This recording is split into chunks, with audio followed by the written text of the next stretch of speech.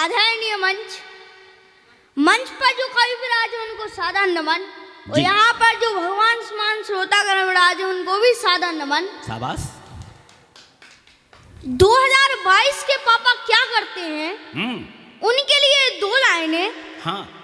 आजकल के पापा भी गजब ढा रहे। जय हो। आजकल के पापा भी गजब ढा रहे, मम्मी के मायके जाने पे खुशियां मना रहे। मम्मी के मायके जाने पे खुशियां मना रहे, मम्मी को डायन पड़ोसन को डाल लेंगे। बोल भैरू बाबा। मम्मी को डायन पड़ोसन को डाल लेंगे बुला रहे, और आजकल के पापा भी गजब ढा रहे। बाथरूम में बैठ के मोबाइल चला रहे, और बच्चों की फीस बनने को पैसा नहीं, दोस्तों को बियर पिला रहे। और मम्मी को हान नहीं, अरे मम्मी को हान नहीं, ऑफिस वाली को कार दिला रहे। और आजकल के पापा भी गजब ढा रहे।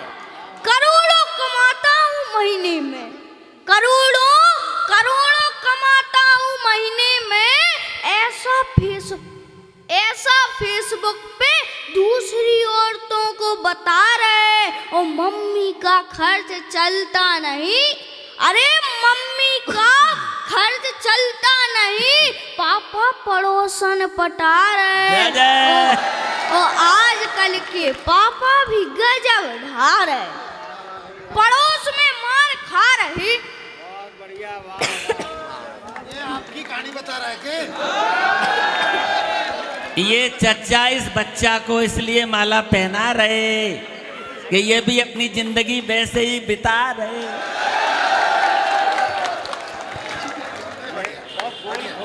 पड़ोस में मार खा रहे, आ रहा है इनका प्यार करने का नतीजा, और दादा बनने की उम्र में सोच रहे कोई बना ले अपना जीजा। सामने वाली आंटी तो माँ जैसी है, और बगल वाली आंटी तो माँ जैसी है, ऐसा हमको सिखा रहे, और अपनी जुगाड़ लगा रहे। और आजकल के पापा भी गजब ढा रहे, ठोको दद्दा तारी। ये तो हो गई पापा के सम्मान में। हाँ हाँ। यहाँ पे मम्मी बैठी, यहाँ पे मम्मी खड़ी हैं, उनके सम्मान में भी। हाँ हाँ। आजकल की मम्मी भी गजब ढा रही। आजकल की मम्मी भी गजब ढा रही। उम्र हो गई 47 की, 27 बता रहे। उम्र हो गई 47 की, 27 बता रहे। बाल सफेद हो गए, सो मेहंदी लगा रहे। बाल सफेद हो गए सो मेहंदी लगा रहे। रोज तो भी ब्यूटी पार्लर जा रहे। और आजकल की मम्मी भी गजब ढा रहे। सेल्फी डाल के सोशल मीडिया पे खूब छा रही। घर में बैठ के आटा से जाना तो भी डाटा खा रहे। घर में बैठ के आटा से जाना तो भी डाटा खा रहे। और आजकल की मम्मी भी गजब ढा रहे। पापा की सैलरी भी मेकअप में उड़ा रहे। जय हो। पापा की सैलरी मेकअप में उड़ा रही। सर दर्द के बहाने पापा से पाँव दबा रहे। सर दर्द के बहाने पापा से पाँव दबा रहे। और आजकल की मम्मी भी गजब ढा रही। ठोको दद्दा तारी। ये तो हो गई मम्मी के सम्मान में। हाँ हाँ। जो लड़कियां देश विदेशों महानगरों में पढ़ के आती हैं, हाँ, जब उनकी शादी गांव कस्बे में हो जाती है तो उनके अनपढ़ देवर क्या कहते हैं? क्या कहते हैं तुम्हारी तरह? बुंदेलखंड में भाभी को भोजी कहा जाता है। यूं कहते हैं। ठीक है, पढ़ो। पूना बेंगलोर पढ़े आई भोजी, पूना बेंगलोर पढ़े आई भोजी, नीबुगा खोबे आम बता रहे। ओ हाई टेक हो गई ना भोजी, सुबह सुबह खुद शाम बता रहे। छोड़ पुरानी धोती साड़ी, छोड़ पुरानी धोती साड़ी, फटे चिथे जींसन में आ रही, जी भोजी को मुंह नहीं देखो, जी भोजी को मुंह नहीं देखो, अब सब भी खुलेआम दिखा रहे। ओ हाई टेक हो गई भोजी, सुबह सुबह खुद शाम बता रहे। जी को ऑफलाइन नहीं देखो, जी को ऑफलाइन नहीं देखो, मोबाइल पे ऑनलाइन दिखा रहे। और जेठ ससुर की इज्जत छोड़ो, जेठ ससुर की इज्जत छोड़ो, इनको आशा राम बता रहे। ओ हाई टेक हो गई भोजी, सुबह सुबह खुद शाम बता रहे। रोज सवेरे जिम भी जा रहे, रोज सवेरे जिम भी जा रहे, कर रहे डाइटिंग, कम भी खा रहे। है नैया भी मूंगफली सी, जय हो। है नैया भी मूंगफली सी, खुद को भी बादाम बता रहे।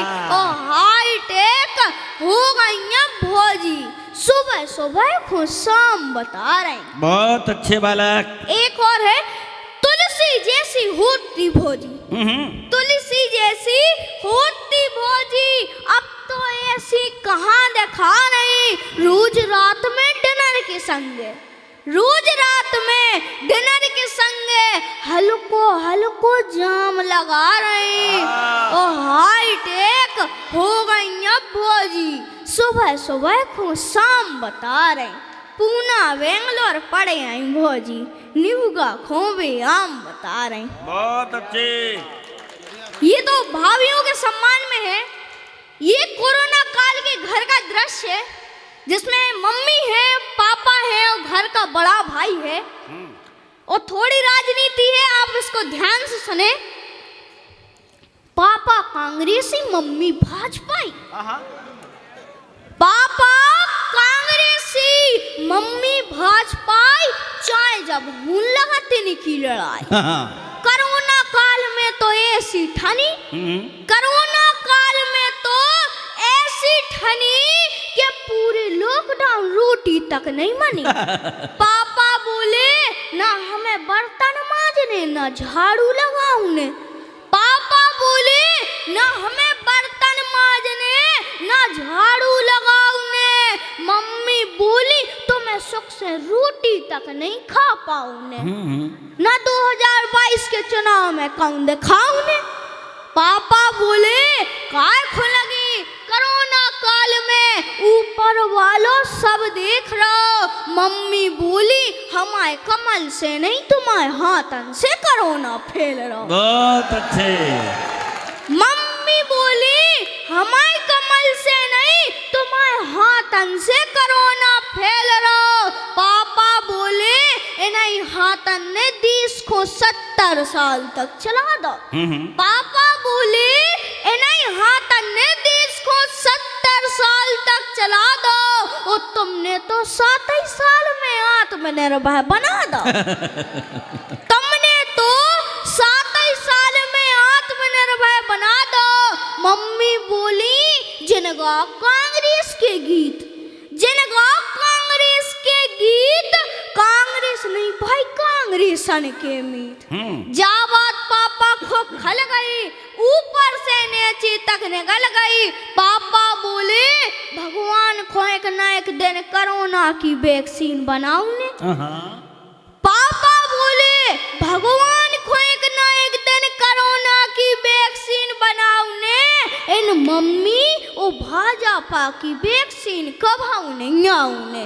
ओ घर को बड़ो भैया सफाई, घर को बड़ो भैया सपाई, उनने भी कसम खाई कि हमें बीजेपी की वैक्सीन नहीं लगवाऊने। सो मम्मी बोली कोरोना से तो बच जाओ भैया। हाँ। सो मम्मी बोली कोरोना से तो बच जाओ भैया, बीजेपी से नहीं बच पाऊने।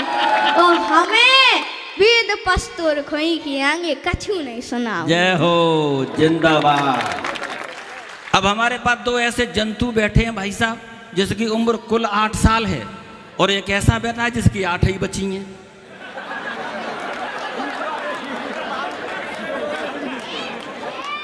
तो अब है क्या कि इसके लिए तो 92 पढ़ी हैं कविता पढ़ने को, अब जिसकी 8 ही बची हैं, हम सोचते हैं कि उसको पहले धकेल लिया जाए।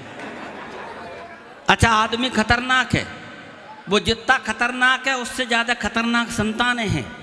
चच्चा सुनना, मैं एक दिन गया बाबू भैया घर, और जैसे ही पहुंचा तो मैंने एक बालक से पूछा, हमने कहा बेटा पिताजी कहाँ हैं? बोला कौन से वाले? अब भाई साहब हम रट्टे में कि पिताजी कौन से वाले का क्या मतलब है? मैंने कहा बेटा कितने पिताजी हैं? कि सर 5। मैंने कहा वो तेरे 5? बोला चच्चा गिनती कराऊंगा तो तुम्हारे 6 निकलेंगे।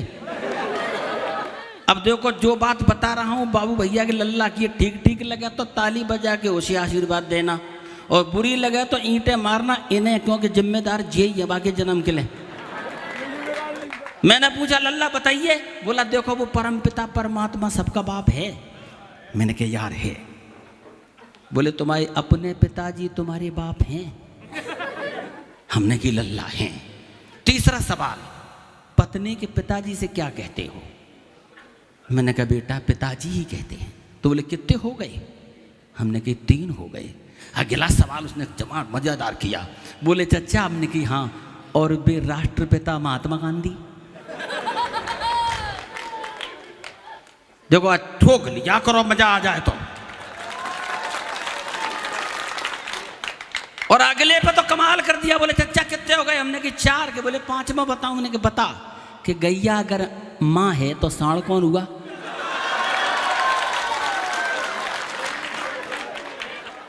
मैंने कहा लल्ला जे 5 तो तेरे, तू छठवां कौन सा बता रहा था सो बता। बोले चच्चा छठवां जे है कि जब अटक जाए तो गधे से भी पिताजी कहनी पड़ती है। अभी खत्म कहाँ हुई है, तब तक बाबूलाल डींगिया निकले आए, किसी ने कितने पाप बता दिए? मैंने कही 6। बोले एक और है। उन्होंने कहा वो कौन से हैं? बोले भारत माता और गंगा माता का तो पता मिल गया है, पिताजी आज तक नहीं मिले। अच्छा लगा तो ताली बजाओ, चच्चा को बुलाओ। आए आदरणीय बाबूलाल डींगिया जी। परम बस बस बस बस बस बच्चों। आदरणीय जमी पर बैठे जमींदारों, चेयर पर बैठे चेयरमैन साहबों, आहा, भ्रष्टाचार की तरह खड़े हुए नौजवानों, गद्दी पे धरे गद्दी के गद्दारों, आपके चरणों में मेरा प्रणाम। मैं सबसे पहले एक बात आपसे कहना चाहता हूँ। मैं यहाँ के उन लोगों को धन्यवाद देना चाहता हूँ जिन्होंने ये पैदावार बढ़ाई, और डबल धन्यवाद इसलिए देना चाहता हूँ कि इस पैदावारी में किसी का सहारा भी नहीं लिया होगा।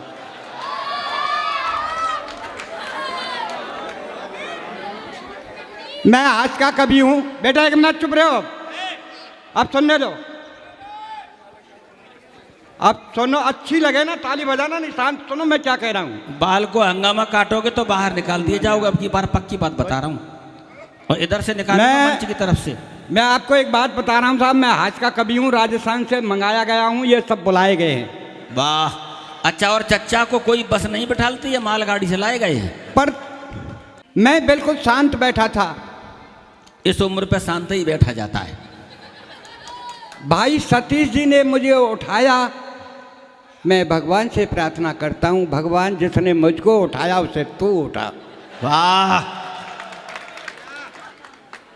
ये बात मैंने कही थी कि जो राजस्थान से आया हूँ, आपको एक बात बता दूँ, राजस्थान में हमेशा सूरवीर जो पैदा हुए हैं, और जो सूरवीर होते हैं वो रण में सबसे पहले आते हैं। कायर तो सब मेरे भैया पीछे को रह जाते हैं। मैं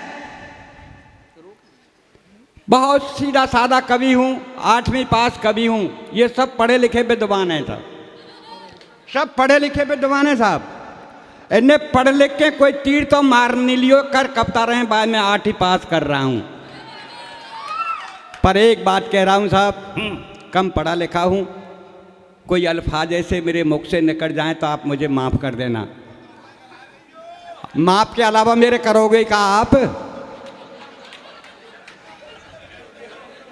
माफ़ के अलावा मेरा करोगे क्या साहब? नहीं कर तो सकते हैं, या कस्बा को नाम है माट, ऊधम मचाओगे तो तोड़ देंगे गांठ। और सतीश जी ने मेरे बारे में कहा था, मैं आपका आदेश हो एक बार बजाओ ताली में इसकी बात का जवाब देना चाहता हूं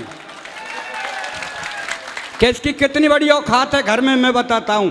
देखिए साहब, हम कवियों का आना जाना होता है साहब। एक बार मैं इनके घर पहुंच गया, मुझे पता नहीं था इनके घर में गृह युद्ध चढ़ रहा है।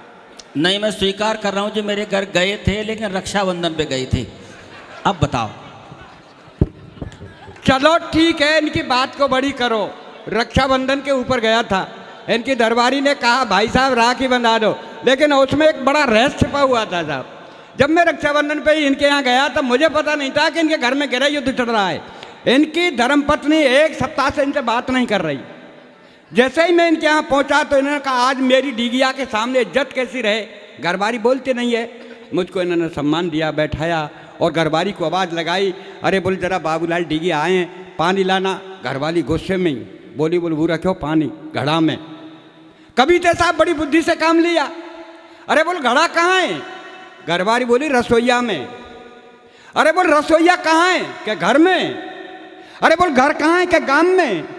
अरे बोल गांव कहाँ है? क्या पंचायत में। बोल पंचायत कहाँ है? क्या तहसील में। बोल तहसील कहाँ है? क्या जिले में। अरे बोल जिला कहाँ है? क्या प्रांत में। बोल प्रांत कहाँ है? क्या भारत में। और भारत कहाँ है? क्या बोल एशिया में। बोल एशिया कहाँ है? क्या संसार में। अरे बोल संसार कहाँ है? क्या पानी में। बोल पानी कहाँ है? क्या बूढ़े क्यों घड़ा में लादर पैबाद है। ये आकी औकात है साहब जो है। नहीं, इस पे तो चचा ने सच बोला है। कौन ऐसा है जग में जो गुनहगार नहीं, और जिसने घरवारी के हाथों खाई मार नहीं। और फर्क इतना है मित्र तेरे मेरे पिटने में, हमने स्वीकार कर लिया, इन्हें स्वीकार नहीं। लीजिए साहब, आपको सच बता रहा हूँ, सच के अलावा सच बोलूँगा, सच के अलावा कुछ नहीं बोलूँगा। मेरे पिताजी ने मेरे से कहा बेटा कहाँ जा रहा है। मैंने कहा मैं उत्तर प्रदेश जा रहा हूँ कब सम्मेलन में। बोल ठीक है बेटा चले जाना, पर माँ 2 आदमियों से कुछ मत कहना। चले जाना लेकिन माँ 2 आदमियों से कुछ मत कहना। मैंने कहा पिताजी वे 2 आदमी कौन जिनसे मैं कुछ ना कहूँ। बोल बेटा ठीक, एक तो तेरे दाहिने हाथ की तरफ बैठे हों उनसे कुछ मत कहना, ठीक है। और ठीक एक तेरे पीछे हों उनसे भी कुछ मत कहना। मैंने कहा पिताजी मैं समझ नहीं पाया, किस लिए तो मैं दाहिने हाथ की तरफ बैठने वाले से ना कहूँ और पीछे बैठने वाले से ना कहूँ। तो मेरे पिता ने कहा बेटा जो पीछे हमेशा होते हैं वो हमेशा कायर के समान होते हैं, इसलिए उनसे भी कुछ बहना बेकार है। हाँ हाँ। और मैंने कहा पिताजी दाहिने हाथ की तरफ। बोल दाहिने हाथ की तरफ हमेशा घरवारी बैठती है, इसलिए घरवारी के समान है, इनसे भी कुछ कहना ही बेकार है। दरअसल सामान्य ज्ञान कमजोर है इस प्राणी का। किसी विद्वान से पूछो, पत्नियां हमेशा बाईं ओर ही बैठती हैं, दाईं ओर तो बहादुर लोग होते हैं, उनसे उलझना नहीं चाहिए। लीजिए साहब, ये विद्वान कैसे हुए वो बता रहा हूं मैं साहब। ये विद्वान कैसे हुए कि मेरा और इनका सौभाग्य था, एक कॉल लेटर नौकरी हेतु आया। हम दिल्ली दोनों इंटरव्यू देने गए थे। जब इंटरव्यू देने गए थे तो बहुत विचार थे साहब। वहाँ आवाज़ लगी, बोल बाबूलाल डी गया। मैंने कहा सर मैं हूँ। बोल अंदर जाओ इंटरव्यू दे आओ। भाई साहब मैं इंटरव्यू देने गया, अधिकारी ने मेरे से एक प्रश्न पूछा। बोले भाई साहब भारत के सर्वप्रथम प्रधानमंत्री का नाम। मैंने कहा साहब पंडित जवाहरलाल नेहरू। बच्चों हलचल रही। बोले ये पृथ्वी कैसी है। मैंने कहा सर गोल है, चपटी है, खोज जारी है। बोले भारत आजाद कब हुआ? मैंने कहा सर 1857 से प्रयास किए गए, 1947 में सफलता मिली। बोल ठीक है आप बाहर जाओ। भाई साहब मैं बाहर आया, सतीश जी जन कब से मुझे देख रहे थे और आकर मेरे से बोले, अरे बोले आडिग्या जी बता बता क्या बोला, क्या पूछा, क्या नहीं पूछा। भाई साहब मैं जल्दी जल्दी में तीनों का इनको उत्तर होता गया। मैं पहले का पंडित जवाहरलाल नेहरू, दूसरे का पृथ्वी गोल है, चपटी है, खोज जारी है, और तीसरे का 1857 से प्रयास किए गए और 1947 में सफलता मिली। तो आवाज़ लगी, बोल भाई सतीश जी, ये बोले सर, बोल अंदर जाओ इंटरव्यू दे आओ। अब इसको ये अंदाज नहीं कि अधिकारी का तो जाने कब मुंह फट जाए, उसने प्रश्न ही बदल दिए। अधिकारी जी ने वो प्रश्न बदल दिए। इनसे पूछिए आपका क्या नाम है? ये बोले पंडित जवाहरलाल नेहरू। अरे बोल तेरी बुद्धि कैसी है? बोल गोल है, चपटी है, खोज जारी है। शाबाश। अरे बोल तुम पैदा कब हुए? बोला 1857 से प्रयास किए गए, 1947 में सफलता मिली। बोल भैरू बाबा की। लीजिए साहब कि मैं 8वीं पास कभी था, मेरे बाप मुझे स्कूल में भर्ती कराने ले गए, एक प्रश्न का जवाब मुझ पर नहीं लगाया, तो गुरुजी ने कहा बोल तू मुर्गा बन जा। भाई साहब मैं बड़े सोच में पड़ा, मैं आदमी और गुरुजी मुझे मुर्गा बना रहे हैं। मैंने कभी नहीं देखा कि आदमी मुर्गा बनते हैं। मैं निगाह चुकाकर वहाँ से भाजा और अपने घर पहुँचा। पापा ने कहा बेटा क्यों आ गया स्कूल? बोले गुरुजी तो आदमियों को मुर्गा बना रहे हैं, इसलिए पापा जी मैं आ गया। बोल चल मैं चलता हूँ। वहाँ पहुँचा, वहाँ जा कर के मैंने कहा ये गुरुजी थे जो मुझे मुर्गा बना रहे थे। तो उन्होंने कहा मर्द साहब मेहरबानी करके आप इन्हें मुर्गा मत बनाओ, ये सब्जेक्ट मत पूछो, कोई दूसरा विषय चुनो। तो उन्होंने दूसरा विषय चुना। बोल बता बेटा तेरे एक हाथ में 5 लड्डू। बोल गुरुजी मेरे हाथ में तो कुछ ही ना है। अरे क्या मान ले भाई 5 लड्डू। अरे बोल कैसे मान लूँ, है ही ना है। अरे बोल तेरे बाप को कहा जाए मान ले 5 लड्डू। बोल ठीक है साहब। और बोल दूसरे हाथ में भी 5 लड्डू। बोल गुरुजी नहीं है।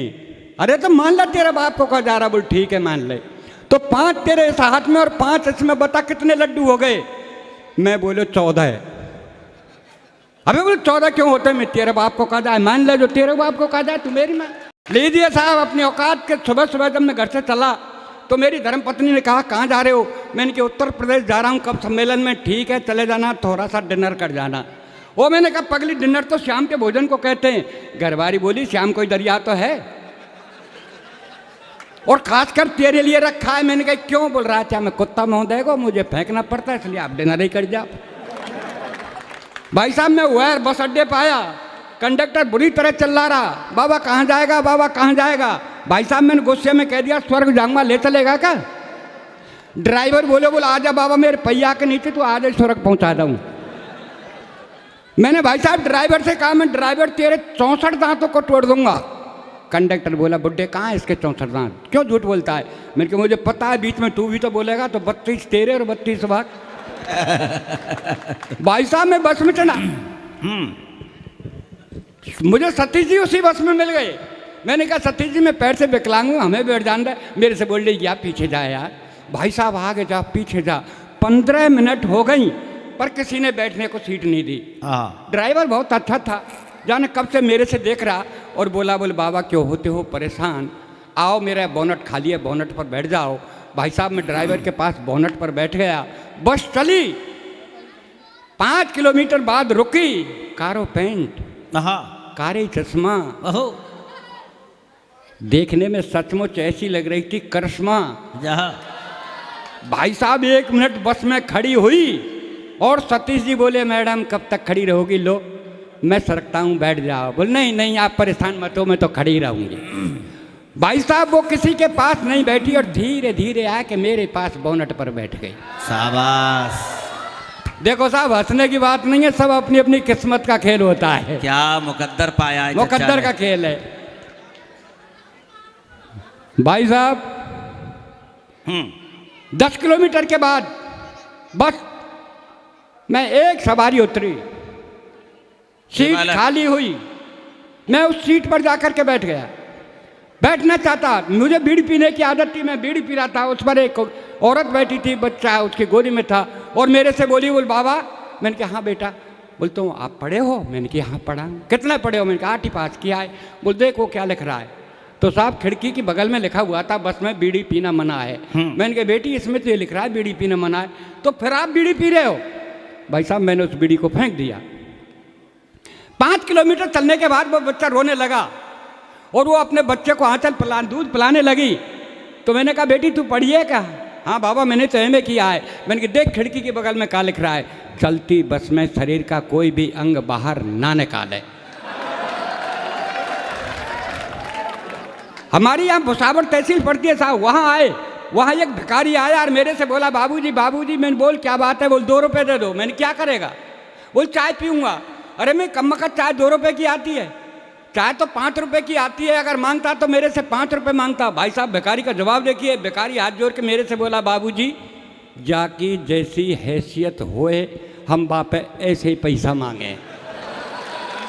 नहीं इनकी औकात वास्तव में दूर भाई साहब मैंने कहा ठीक है भाई मेरी हैसियत ऐसी है। सतीश जी मेरे पास बैठे थे, मैंने तुरंत इनकी तरफ हाथ कर दिया, मैं भाई साहब इनसे ले ले। हाँ। तो भाई साहब भिखारी ने सतीश को ऊपर देखा और नीचे देखा और फिर हाथ जोड़ के मेरे से बोला बाबूजी। मैंने बोल क्या बात है? बोले ये खुदा ही भिखारी तो लग रहा है हमको, कहा देखो।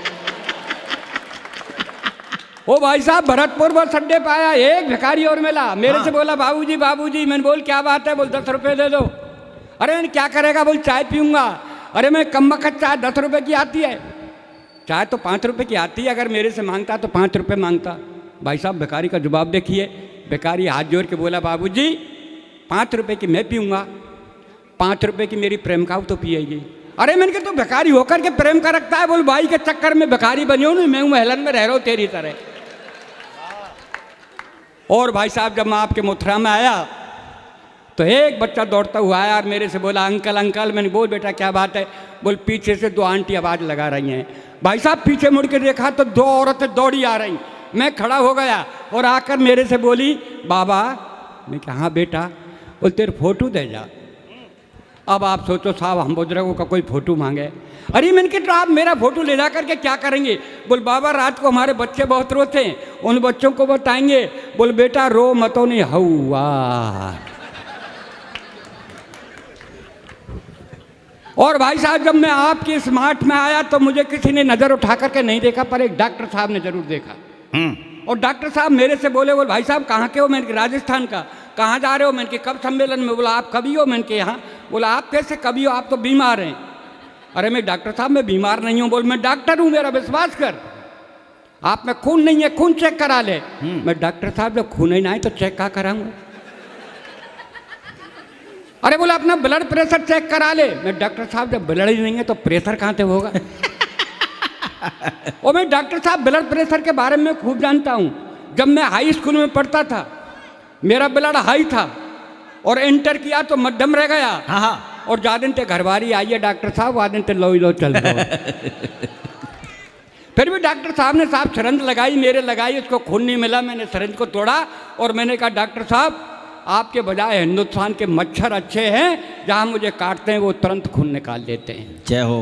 मैं निवेदन कर रहा हूँ साहब कोई भी या डॉक्टर हो तो ये रचना उत्तर प्रदेश के डॉक्टरों की नहीं। और वैसे ऐसे कहते हैं कि चोर चोर सब मोसेरे भाई, पर मैं तो एक राजस्थान के डॉक्टरों की रचना पढ़ रहा हूँ कि मरीज का दाना पैर कटना था और डॉक्टर साहब ने बायां पैर काट दिया। जो मरीज मुझे साक्षात टूंडला में मिला था कि साहब वो मैं मरीज हूँ। 4 पंक्ति पढ़ रहा हूँ, अच्छी लगे तो आशीर्वाद देना और अगर पसंद ना आए तो सतीश जी से कहना कि यार किसको खड़ा कर दिया। कि एक मरीज की अंतिम चल रही थी घड़ी, एक मरीज की अंतिम चल रही थी घड़ी और डॉक्टरों की भीड़ गिरे खड़ी। तो डॉक्टर साहब मरीज से बोले भैया तेरी अंतिम इच्छा वो तो बता जा। मरीज बोला डॉक्टर साहब मेरी अंतिम यही इच्छा कि मेरी जगह तू मर जा। मरीज बोला डॉक्टर साहब मेरी अंतिम यही इच्छा कि मेरी जगह तू मर जा। तो डॉक्टर साहब हो गए नाराज। मरीज बोला हजूर आप क्यों होते नाराज? मेरी विनती पे दीजिए ध्यान, आप तो इस कलयुग के साक्षात भगवान। डॉक्टर बोला कैसे? मरीज बोला ऐसे कि चौराहे पर हुई हत्या को आप आत्महत्या में लिख सकते हैं। चौराहे पर हुई हत्या को आप आत्महत्या में लिख सकते हैं और दाहिने पैर की जगह आप बाएं पैर को काट सकते हैं, तो क्या डॉक्टर साहब मेरी जगह आप नहीं मर सकते हैं? बहुत क्या अच्छे। मेरी जगह आप नहीं? लीजिए साहब, एक थोड़ी माता बहन है, एक छोटा सा पढ़ रहा हूँ कि परसों के रोज मेरे एक मित्र का कार्ड आया, उसकी बेटी की शादी, उसमें मुझको बुलवाया, लिखा भैया आना और आपके बस की कुछ ना हो तो केवल कन्यादान कर जाना। मैं 5 बर्तनों का सेट 11 रुपया नेट लेकर रवाना हुआ। वहाँ देखता हूँ बहन बेटियों का ताता, कोई आता कोई जाता। एक कमरे में बबीता और उसकी सहेली, पास में बैठी थी दुल्हन नई नवेली, उसी कमरे में मुझे बैठा दिया। हाँ, तो एक सखी बोली कि बहन तू पराई हो गई, और पराई का नाम सुन के सरोज रो गई। तो देख ये हाल, और वो दुल्हन बोली तत्काल, अरे बोल बावरी तू क्यों रो रही है? मैं कोई हमेशा को नहीं जा रही हूँ, आज सुहागरात कल तल्लाक परसों यहीं आ रही हूँ, आज सुहागरात कल तल्लाक परसों यहीं आ रही। सुबह सुबह का वक्त मस्जिद की अजान और मंदिर की झालर कितनी लगती है प्यारी। सुबह का वक्त मस्जिद की अजान और मंदिर की झालर कितनी लगती है प्यारी। और चाय का प्याला लेके मेरी चारपाई के पास खड़ी घरवारी बोली, अजी सुनते हो? हाँ। अरे मैं इनके सुन रहा हूँ, बहरा नहीं हूँ, बोल क्या कहना है कह दीजिए। बोल मैं कब की खड़ी हूँ, लो चाय पी लीजिए। मैंने कहा सुबह का वक्त है, राम रहीम का नाम लेने दीजिए, इस चाय को 10 मिनट बाद दीजिए। तो गुस्से में बोली कि 10 मिनट में तो ठंडी हो जाएगी। मैंने कहा कम वक्त तेरी उम्र 60 साल की है गई, तू अब तक ठंडी ना है पाई तो का चाय 10 मिनट में मैंने कहा कम वक्त तेरी उम्र 60 साल की है गई, तू अब तक ठंडी ना है पाई तो का चाय 10 मिनट में ठंडी है जाएगी। भाई साहब इतनी कहने में गुस्से में तेज कमरे से बाहर आके बड़े जोर से रोने लगी, भगवान से प्रार्थना करने लगी कि हे भगवान मेरी एक अर्जी है, आगे आपकी मर्जी है, मेरा एक थोड़ा सा काम कर दीजिए, इस संसार से मेरे पति बाबूलाल ढीगिया को उठा लीजिए, मुझे विधवा बना दीजिए। इतनी सुनने पर साहब अपन भी गुस्से में तेज, बैग उठाया कमरे से बाहर। घरवारी बोली कहाँ जा रहे हो भरतार? मैंने कहा आत्महत्या करने। अरे बोला आत्महत्या करनी है तो जल्दी कर लीजिए, ये भी आपके हित में होगा, और 4 दिन पीछे मरा तो तेरा दाह संस्कार नहीं होगा। मैं बोला कैसे? घरवारी बोली ऐसे कि मैं देख रही हूँ ये पर्यावरण का सीजन, और जब खाने पकाने को नहीं तो तुझे जलाने को कहाँ से लाऊंगी ईंधन, तुझे जलाने को कहाँ से। बहुत बढ़िया। Thank you.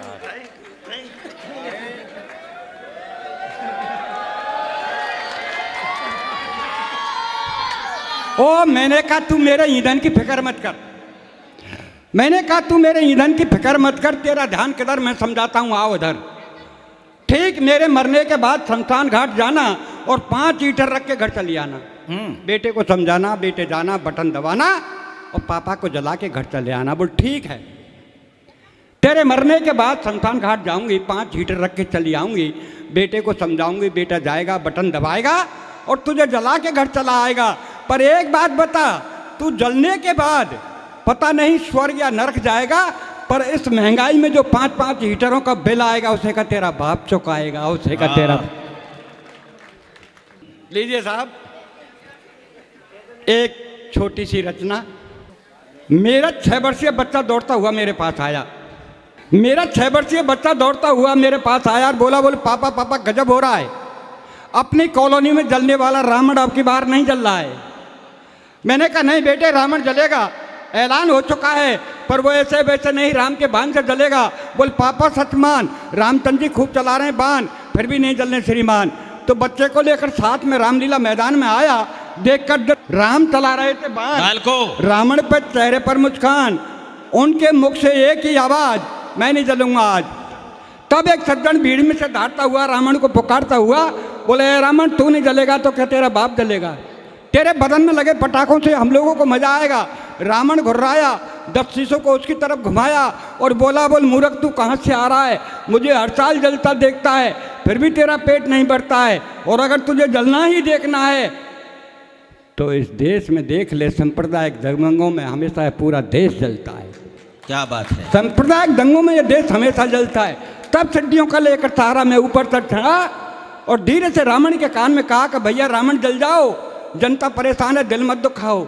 रावण बोला मुझे बेवकूफ़ मत बनाओ, आप अपने घर जाओ। मैं बोला क्यों?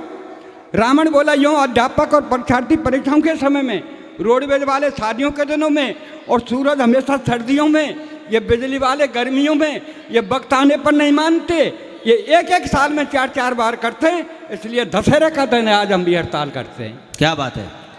वो मैंने कहा भैया तेरा मांग पत्र हो तो मुझे बताओ, मैं रामचंद्र जी से आपका समझौता कराता हूँ कि रामचंद्र जी से मेरा समझौता, आप मानव हैं, मानवता आपकी जात है, मुझे राम से नहीं राम के भक्तों से शिकायत है जो बिना कारण मुझे हड़ताल जलाते हैं। अगर तुम्हें जलाना है तो दहेज के दानव को जलाओ, क्या बात है? और भी जलाना है तो इस कुर्सी की खातिर जीने मरने वालों को जलाओ, और भी जलाना है तो अपने स्वार्थ हेतु वतन के बेचने वालों को जलाओ, और भी जलाना है तो कन्या का जन्म लेने से पूर्व पेट में मारने वाली बेटी के हत्यारे बाप को जलाओ, ऐसे हत्यारे बाप को जलाओ। मैं दिल से बधाई देना चाहता हूँ अभिनंदन इस माट के गांव को, जिसने आज के टाइम में आप चाहते तो कुछ और भी करवा सकते थे, पर आपने चुना एक कवि सम्मेलन को। उस कवि सम्मेलन को जो रीत है, जो हमारे देश के समाज की सभी कुरीतियों को भी बताती है। पहले के टाइम में क्या होता था साहब, जो राजा लोग होते थे वो कवि सम्मेलन करवाते थे, और पहले के कवि क्या होते थे, कभी ये नहीं बोलते थे कि यार राजा के सामने राज्य की बुराई कैसे कर देंगे। वो कविताओं में बताया करते थे कि एक राज्य में उस राजा के यहाँ की सारी नालियां टूटी हुई थी, तो जो उनके जब मेहमान आते थे नालियों में गिर जाते थे, राजा को उस बात से संदेश आ जाता था। अगले ही दिन वो बोलता था जाओ देख के आओ अपने गांव अपने गली की कोई नाली तो नहीं टूटी हुई। कविता हमेशा से ही ये काम करती है, जागरण का काम करती है। वाह। मेरा अपना मानना था साहब, इस मंच पर सब कुछ हुआ, शायरी हुई, गजल हुई, व्यंग हुआ, हास्य हुआ, पर मैं चाहता हूं कि एक बार देखिए, मैं सिर्फ मेरी ही बात नहीं है जो ये करना चाहते हैं, मैं सबके बारे में मैं चाहता हूं यहां पे बैठा हुआ हर एक व्यक्ति एक बार खड़े होके भाई सतीश जी के लिए जोरदार ताली बजाए। इतना आसान नहीं होता साहब उन शहीदों के बारे में लिखना। प्रणाम कर रहा हूं।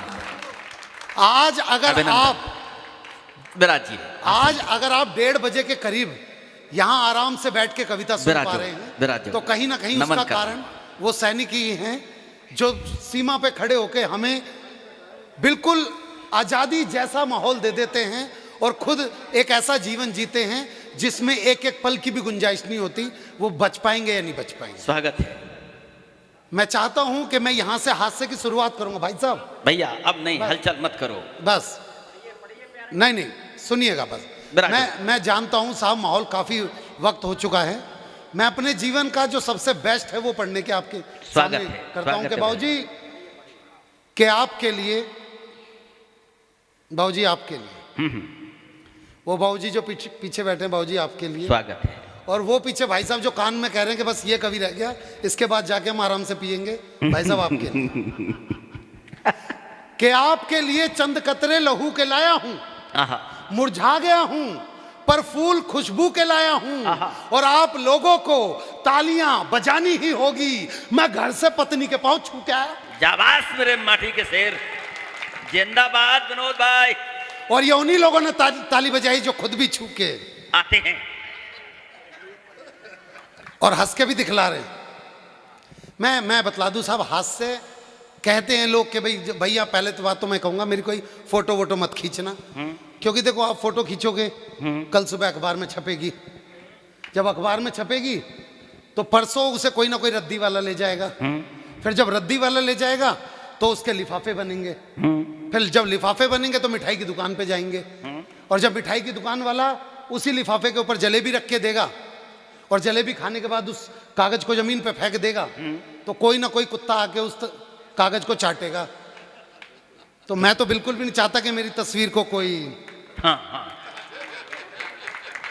बहुत अच्छा समझ रहे हैं, पर मेरी बस एक बात आपसे रहेगी साहब, मुझे बड़ी खुशी हुई कि जहां कविता हुई आपने ताली बजाई, लेकिन एक बात हमेशा याद कर लेना भाई साहब कि सावन में जिस पेड़ पे घोंसला हो जाता है पतझड़ में वही पेड़ खोखला हो जाता है, और हाथ पे हाथ रख के बैठने वालों आपकी तालियों से किसी का हौसला हो जाता है।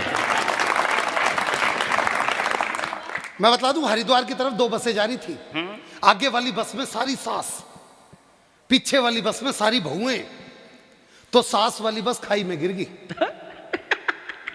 तो बहू वाली बस में एक बहू ने रो रो के, हो मेरी सास, हो मेरी सास। सबने बोला, ओहो तू तो बहुत प्यार करती थी। कह रही ना, मेरी वाली तो आई ना। अरे राम, क्या और यही बात होता है। आ रहा है। मैं भाई साहब, महिलाएं बैठी हुई थी, कुछ महिलाएं पूरा कवि सम्मेलन निकल गया, उन्होंने ताली बजाई नहीं भाई साहब यहाँ पे। मैं ऐसे कई कवि सम्मेलन में गया, मैं एक में गया भाई साहब, मैंने कविता सुनाई, मुक्तक सुनाया, चुटकुला सुनाया, मैंने व्यंग सुनाया, पर वो महिला ताली बजा के ना दे। मैं पास गया, मैंने कहा माता जी कोई गलती होगी तो बताइए, आप ताली क्यों नहीं बजा रही? बोली तेरी शकल मेरी सास से मिले। अब क्या कर लोगे बताओ इसका? और ज्यादा कोई बड़ी बाली, मैं सिर्फ एक सिंपल सी बात बोलता हूं। देखो मफतलाल अग्रवाल जी का आप चेहरा देखिए भाई साहब।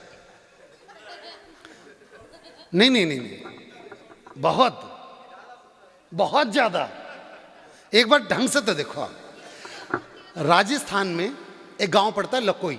लकोई में वैसे तो ना जाने कितने कुएं हैं, लेकिन एक कुआं ऐसा भी पड़ता है जिसमें झुक के नाम लेने पे कुआं जवाब देता है।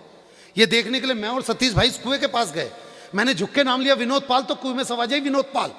सतीश भाई ने अपना नाम लिया सतीश मधुप, तो कुएं में सवाज आई सतीश मधुप।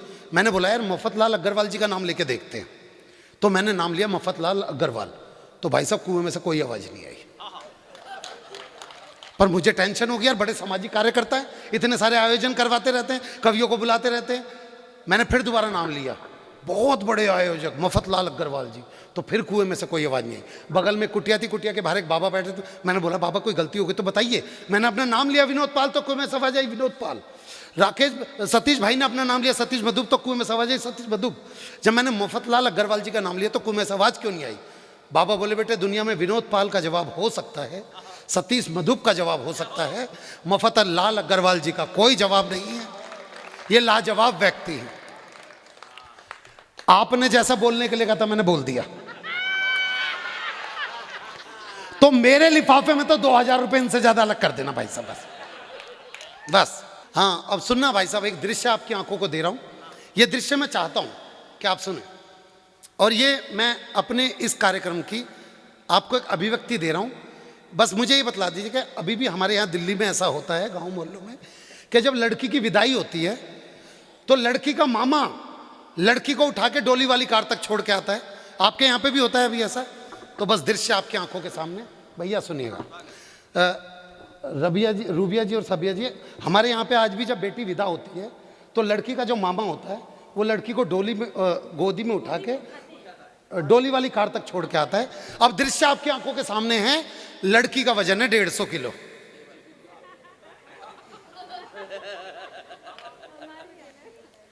और लड़की का कोई सगा मामा नहीं है।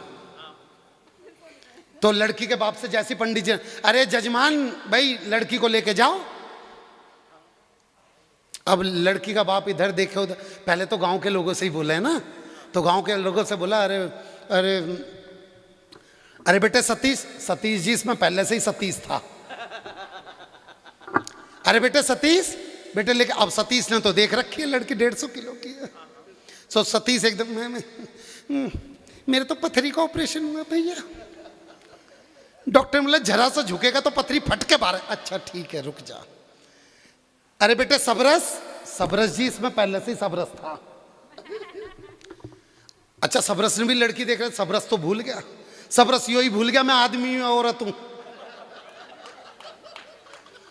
अरे बेटे सबरस, बेटे लेके जा सबरस, मेरा तो 7वां महीना चल रहा है। तेरा? अच्छा। अब ऐसे में आपने कुछ लोग देखे होंगे भाई साहब, ना तो शादी से मतलब, ना किसी चीज से मतलब, एक लाइन बोलते हुए पूरी शादी में मिलेंगे। भाई साहब मेरे लायक कोई काम हो तो बताना। नहीं मेरे लायक कोई काम। अब शरीर तो उनका बिल्कुल, अरे कहां चले गए बीच में सर? अरे यार ये तो मौके पर धोखा देंगे।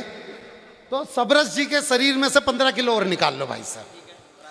इतना पतला व्यक्ति, उस बेचारे को पता ही नहीं कि यहाँ पे किस चीज की चर्चा हो रही है। ये पूछते पूछते भाई साहब मेरे लोग का काम हो, गलती से लड़की के बाप से पूछ बैठा,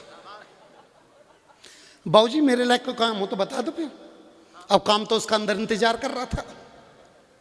बोला जा छुटकी को लेके जा। अब उसने छुटकी देखी,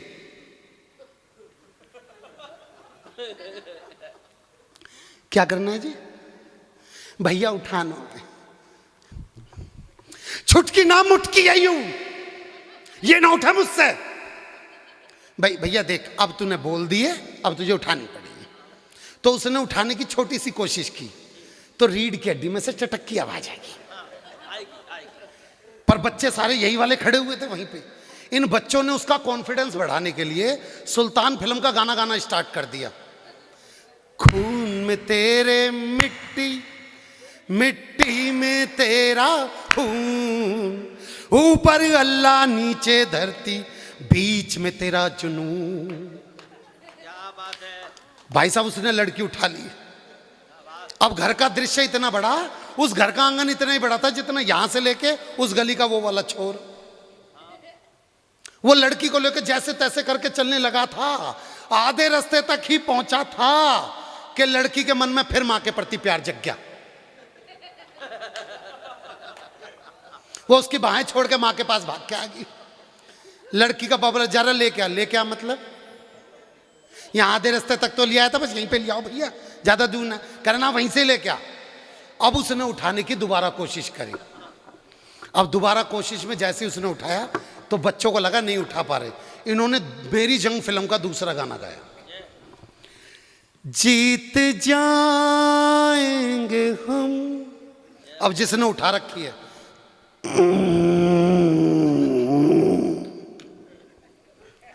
बच्चे ने फिर गाया, जीत जाएंगे हम तू अगर संग है।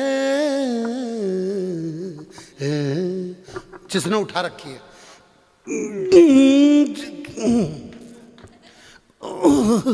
और कदम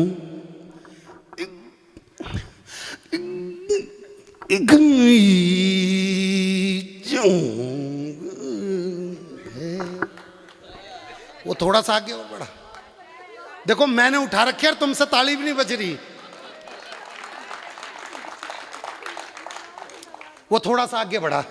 जैसे ही थोड़ा सा आगे बढ़ा, इतने में उसकी बड़ी बहन आ गई जिसका वजन 175 किलो का था, और उसने अपना 25 किलो का हाथ उसी कंधे पर रख दिया जिस पर पहले से 150 किलो पड़ा था, और उससे चलते बोले, देख ससुर को पिता की तरह देखियो, सास को मां की तरह देखियो, नंद को बहन की तरह देखियो, और देवर को बोला तू लिख के दे दे, मैं गाड़ी में दे दूंगा।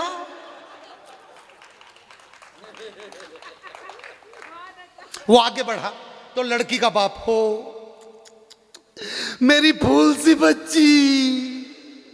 अच्छा फूल सी सुन के तो उसकी आत्मा सूख गई। उठा के, कौन सी बच्ची? फूल सी। साले तेरे इस फूल ने ना शमशान घाट में मेरे फूल चुनने वाले काम कर रखे। लाड़ लाड़ में के खिला दो इस फूल ने, यो गोभी का फूल हो रही है पूरी। तो आगे बढ़ा। इतने में एक पंडित जी आए, कह रहे जजमान मुझे लग रहा है इस लड़की को उठाने में बहुत ज्यादा कष्ट भोग रहे हो, मैं हनुमान चालीसा पढ़ देता हूं, आप जल्दी जल्दी पहुंच जाओगे। बोला महामृत्युंजय जा पाता हो तो पढ़ दे एक बार, मैं तो ना बचूं, मैं तो गया यहीं पे। अब जिसने उठा रखी थी उसकी पत्नी और उसका लड़का खड़े हुए, और पत्नी कह रही है ना बचे आज गए ना बचे। माँ और बेटा दोनों रो रहे हैं। इतने में भी उसकी हिम्मत देखो, उठा के कौशल्या रोवे क्यों? मैं कौशल्या या तो आज यो विदा हो जाओगी या फिर मैं विधवा हो जाऊंगी, और होना क्या है यहाँ पे। ऐसे में भी उसका दिमाग देखना। अगर लड़के ने ढंग की बात कह दी तो कर, अगर मुझे कुछ हो जा तो अपने छोरे को मुफतलाल अग्रवाल जी से मिलवा दियो, कहीं ना कहीं तो अपने धंधे में कहीं ना कहीं फिट करवा देंगे। थोड़ा सा आगे और बढ़ा तो लड़की की बुआ आ गई। लड़की की बुआ उसके पैरों में लेट के और पूरी लिपट के रोने लगी, मैं मर जाऊंगी, मैं अपनी छोरी ना ले जाने तो मैं मर जाऊंगी, मैंने अपनी गोद में पाला, मैं मर जाऊंगी। बोला देख जिसने थारे घर की इज्जत उठा रखी हो उसकी इज्जत नीचे नहीं करनी चाहिए, पैंट ढीली है। वो बोली मैं मर जाऊंगी, मैं ना ले जाने तो मैं मर जाऊंगी। बोला देखियो सच में अगर तुझ पे गिर गई ना तो सचमुच की मर जाएगी। बुआ साइड में खड़ी होगी। वो थोड़ा सा आगे और बढ़ा, अब उसे बिल्कुल डोली वाली कार दिख रही है। वो बिल्कुल गेट तक पहुंच गया। गेट पे जैसे ही पहुंचा था, इसमें फिर पीछे से किसी ने कह दी, अरे भाई लड़की की दादी कुछ कहना चाह रही है। कह रहा सालों मेरी सुपारी उपारी ले रखी है कि। अब लड़की की दादी बुलाई गई। लड़की की दादी भाई साहब 1945 सन की। भैया क्या कह रही है? कह भैया सांस फूल रही है, बूढ़ी है सांस। कह रहा सालों किसी की सांस उखड़ भी तो रही है। अब दादी ने बोलना स्टार्ट किया। अच्छा, पहले की दादी सिर्फ विदाई के समय पे एक ही लाइन बोलती रहती थी हमारी माँ बहनें, बस एक ही लाइन, और उसी में पूरी विदाई हो जाती थी। हो मेरी चिड़िया उड़ गई रे, ओ मेरी चिड़िया उड़ गई। बोला किसी के तोते भी तो उड़ा रही है। अब वो डोली वाली कार तक बिल्कुल ठीक ठाक पहुंच गया। वो जैसे डोली वाली कार तक पहुंचा, कह जल्दी से दरवाजा खोल। कह अंकल जी यो गाड़ी नहीं है, 10 गाड़ी छोड़ के। वो बड़ी मुश्किल से 10वीं गाड़ी तक पहुंचा। कह रहा जल्दी से दरवाजा खोल। उसका ड्राइवर, अंकल जी वो, अरे कहां तक स्टार्ट होगा तू? वो मजाक कर रहा, वही गाड़ी थी।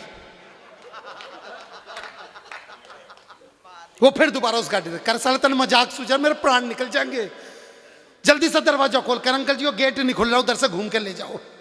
उधर से घूम के ले जा रहे तो एक बच्चा बोला, अंकल जी पीछे हो जाओ। कर क्यों, क्या हो क्या? कर अंकल जी यहाँ तक गाय आ रही है। कर बेटा गाय को बोल यहाँ तक भैंस आ रही है। अगले ने जैसे ही गाड़ी में बिठाया, गाड़ी के चारों टायर पंचर। लड़की का पॉपुलर है, निकाल। करे निकाल मतलब भैया ये तो ठुस्सी बहुत मुश्किल से है। कर भैया निकाल दे, हम दूसरी गाड़ी मंगा रहे हैं। अच्छा, अब किसी तरीके से आरी लेके आया, गाड़ी काटी गई, छोरी भारी निकाली गई। अब अगले को बोला भाई इसे जेसीबी पे चढ़वा। जेसीबी मंगाई, जेसीबी पे चढ़ाने लग रहा तो फिर रीढ़ की हड्डी में दर्द हो गया। और जैसे ही जेसीबी पे बिठाई, वो जेसीबी ना हो जो कूड़ा उठा के यूं फेंक दे, उसमें लड़की यूं उठाई और उसे यूं लेके जा रहा। अगले ने चैन की सांस ली।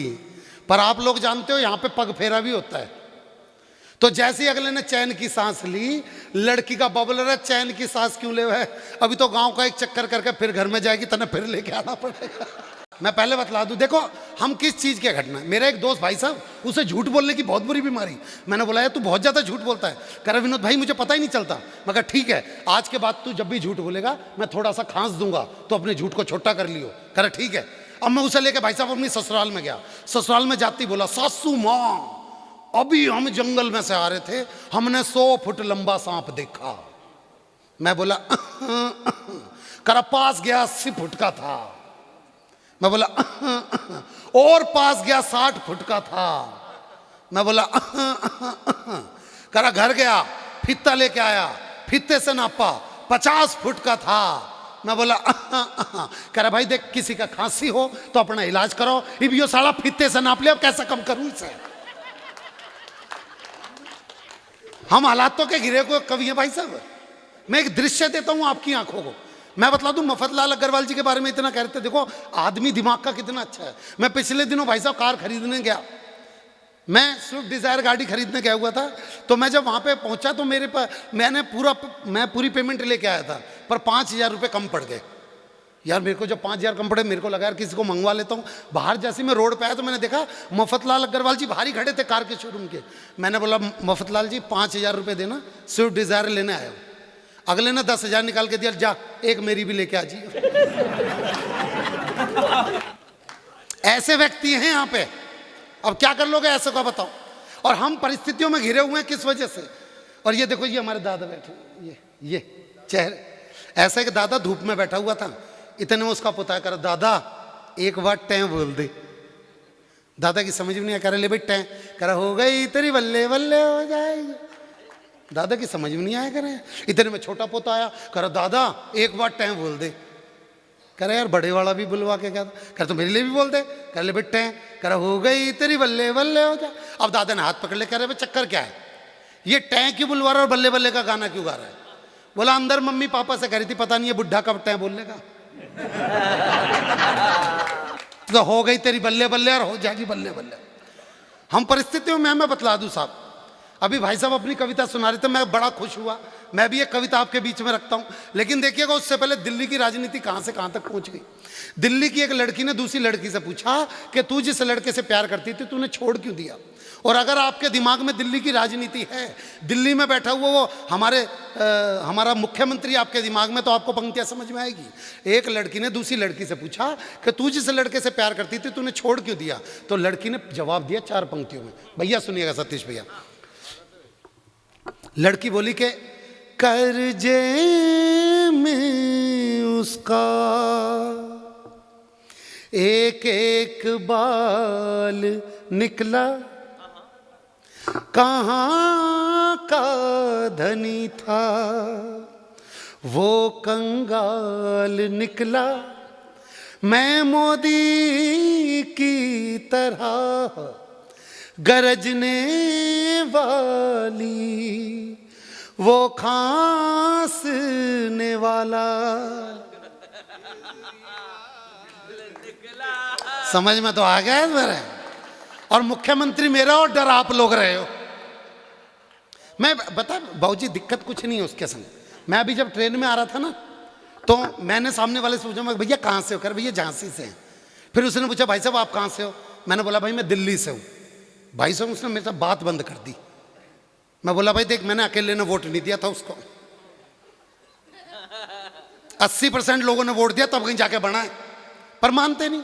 पर हमारे यहाँ देश की एक और व्यथा है भाई साहब, मैं बतलाऊंगा आपको अगर आप सुनना चाहते हो। देखो आंखें बंद कीजिए अपनी सारी। एक बेटा और माँ ऐसे भी हैं राजनीति में, आप सब जानते हो उनके बारे में। बेटे के उल्टे उल्टे बयानों से माँ बिल्कुल परेशान हो चुकी है। अब अपनी आंखें बंद कीजिए, यकीन मानिए अगर आपको दृश्य पूरा समझ में आए, एक बार आंखें बंद कीजिए और जो बोल रहा हूं वो सुनो। इटली के गार्डन में मां सोनिया गांधी कुछ फूलों को पानी दे रही थी। उन फूलों में से एक फूल फल फूल नहीं पा रहा था और थोड़ी सी दूरी पे श्री श्री 1008 महाराज रॉबर्ट वाड्रा जी कच्ची ज़मीनों पे अपना नाम लिखने की कोशिश कर रहे थे। और वहाँ दूर कोने में और वहाँ दूर कोने में और वहाँ दूर कोने में और वहाँ दूर कोने में और वहाँ दूर कोने में दिग्विजय सिंह जी कच्ची कलियों को पानी दे रहे थे। ऐसे माहौल में एक माँ अपने बेटे से क्या कह रही है? माँ सोनिया गांधी अपने बेटे राहुल से कह रही है, और फिल्म राम लखन फिल्म का गाना है। आप तक बात पहुंचे तो सुनिएगा, सुनिएगा सतीश भैया, दादा सुनिएगा सज्जन। माँ अपने बेटे से कह रही है, ओ राहुल बड़ा दुख दीन भाषण तेरे बड़ा दुख दीन। मेरी भद पिटवाई नाक भी ये कटवाई, मेरा मुश्किल कर दिया जीना बड़ा दुख दीना। तेरे भाषण ने बड़ा। आगे माँ का दर्द सुनो भाई साहब। तूने अपना घर ना बसाया, दिग्विजय सिंह तो दूजी ले आया। तूने अपना घर ना बसाया, दिग्विजय सिंह तो दूजी ले आया। तू है पप्पू अगर मुझे होती खबर, तुझे देती जन्म कभी ना बड़ा दुख दी ना। इस मंच पे कविता हुई है, मैं एक कविता आपके बीच में रखना चाहता हूँ। जब ये कवि सम्मेलन इस जगह पे अपने उरूस पे हो, तो मैं चाहता हूँ एक कविता से जुड़े आप लोग। और ये कविता जरूरी भी इसलिए है क्योंकि मैं चाहता हूँ, मैं दिल से खुश हुआ साहब, आपने आज हर विधा को सराहा है। चाहे वो रूबिया हो, चाहे वो साबिया जी हो, चाहे वो कोई भी हास्य का रंग रहा हो। मुझे ये लगा कि जब आज भाई ने पढ़ा, सबरस जी ने, तो मुझे लगा यार इसके बाद ना किसी चीज़ की जरूरत नहीं हो जाती। लेकिन आज फिर साबित किया कविता ने कविता हर चीज के ऊपर भारी है। सतीश भाई की कविता को इतना प्यार दिया आपने, मैं चाहता हूं एक बार सतीश भाई के सम्मान में जोरदार तालियां हो। और मैं एक कविता आपके बीच में रखना चाहता हूं साहब, सुनिएगा। आप भी भाई साहब लड़की देखने गए होंगे, जब भी आपकी शादी हुई होगी, मैं भी देखने गया था।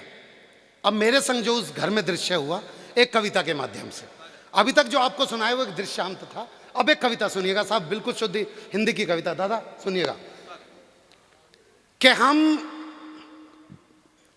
हम अपने बाबूजी, बस 2 मिनट की कविता है, कविता सुनिए आप, और अपने जवानी के दिन याद करना, जैसे मैं गया था किसी के घर पर लड़की देखने, कि हम पिताजी के साथ अपने लिए बहू देखने गए थे, फोटो में तो जच गई थी, अब बहू देखने गए थे, कि लड़की वालों के घर पहुंचा तो देखा गजब नजारा था, सास सज धज के खड़ी थी मेरी, ससुरा झाड़ू लगा रहा था,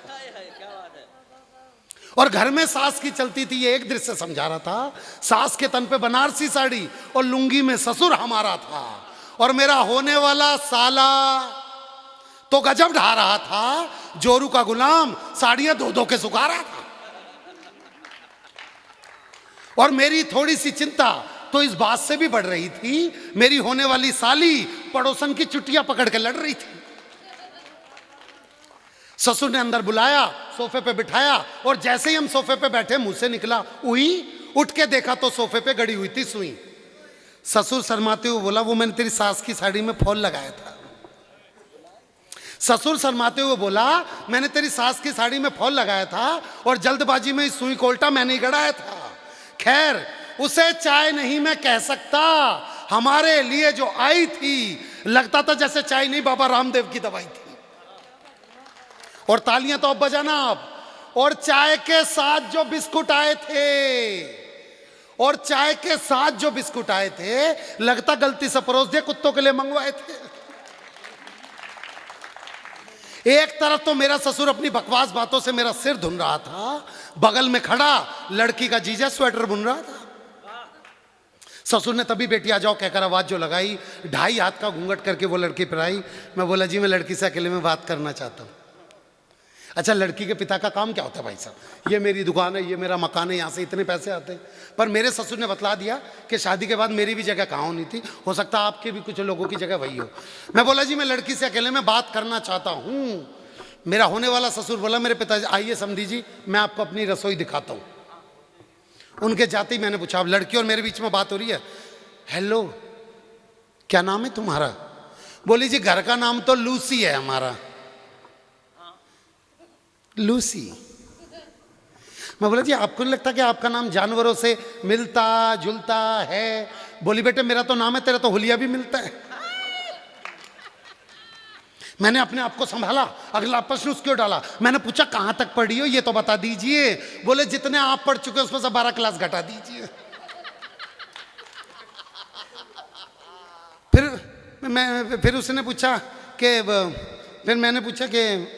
फिर उसने पूछा कि आपको किस नाम से जानते हैं? मैंने बोला, जी बंदे को विनोद पाल के नाम से पहचानते हैं। बोली, बेटे जिस तरह से तो तुक से तुक मिला रहा है, मुझको तो कोई माट का ही नजर आ रहा है। बोली, जिस तरह से तो तुक से तुक मिला रहा है, मुझको तो कोई माट का ही नजर आ रहा है। मेरे हाँ कहने पर लगी, सच सच बता तेरी कविताओं से कितनी कमाई है, और सच में ये भी बता क्या तूने कभी माट में कविता सुनाई है, और मुझे ये भी बता कि तेरी कविताओं से कितनी कमाई। और अगली पंक्ति भले ही आपके मतलब की ना हो, लेकिन साहब काव्य मंच पे बहुत लोग बैठे पड़े हैं, अगली पंक्ति उनके सामने रख रहा हूं जो इस वक्त काव्य मंचों की जरूरत बन चुकी है, मजबूरी बन चुकी है, मुझे नहीं पता, लेकिन अगली पंक्ति आप समझे तो आपके लिए, वरना मंच के जितने लोग हैं उनके लिए है कि सच सच बता क्या तूने कभी माट में कविता सुनाई है, और ये भी बता कि तेरी कविताओं से कितनी कमाई है। मैं बोला है, पागल लड़की क्या तेरी समझ में नहीं आता है? आजकल एक कवि का घर एक चुटकुला चलाता है, आजकल एक कवि का घर एक चुटकुला चलाता है। बोली, वाह बेटे वाह वाह वाह वाह वाह। हास्य में व्यंग मार रहा है, कवियों के सामने कवियों की उतार रहा है। फिर तो उसकी इच्छाओं की शुरू हुई बरसात, और कुछ ही देर में पता चल गई हमको अपनी औकात। बोली, नेता का रिश्तेदार नहीं, तो करता भ्रष्टाचार नहीं, तो पास तेरे कार नहीं है, ढंग का कारोबार नहीं है, कंप्यूटर में अकाउंट नहीं है, जेबों में अमाउंट नहीं है, कपड़ों में स्टाइल नहीं है, कंपनी का मोबाइल नहीं है, HP का लैपटॉप नहीं है, तेरे संग स्कोप नहीं है। बहुत अच्छे, क्या बात है, जिंदाबाद। सर से लेकर पांव तक मुझको लकवा मार गया, एक लड़का होकर के मैं मॉडर्न लड़की से हार गया।